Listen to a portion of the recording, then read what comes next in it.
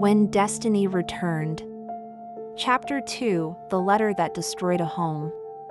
The rain continued to fall relentlessly, drumming against the roof like a sorrowful song. Omotara stood frozen at the doorway, the brown envelope trembling in her hands. The stranger who had delivered it had already disappeared into the darkness without saying a word. For a few moments, she simply stared at the envelope. Her heart pounded so loudly she could barely hear the thunder. "Who could have sent this?" she whispered. Little Bayo tugged at her dress. "Mummy, is Daddy home?" he asked innocently. Omotara forced a smile and stroked his hair. "Go and play with your sister, my love." The children ran back into the living room, laughing without a care in the world. They had no idea that their lives were about to change forever. With trembling fingers, Omotara broke the seal. Inside was a neatly folded letter. She unfolded it slowly. The handwriting was unmistakable. It belonged to her husband, Adewale. Her eyes filled with tears as she began to read. "Omotara, by the time you read this letter, I will be gone.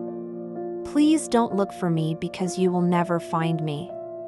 I know I have broken my promise to you, but I cannot continue living this life. I have chosen another path. Take care of Bayo and Boletito. They deserve a better father than I could ever be. Forgive me if you can. Adewale." The paper slipped from her fingers. "No." She shook her head. "No, this cannot be happening." She picked up the letter again, hoping the words would somehow change. They didn't. The room began to spin. Everything she had dreamed of. Every promise. Every sacrifice. Everything had been shattered by a single page. Her knees gave way. She collapsed onto the floor, clutching the letter tightly against her chest. A piercing cry escaped her lips. Little Boletito, frightened by her mother's sobbing, began to cry. Bayo rushed over. "Mummy, why are you crying?" Omotara pulled both children into her arms and held them tightly. She wanted to tell them everything. Instead, she whispered through tears, "I'm here. Mummy is here." That night, the anniversary candles burned until they melted away. The carefully prepared dinner remained untouched. 3 plates sat on the dining table. Only 2 hearts remained inside the house.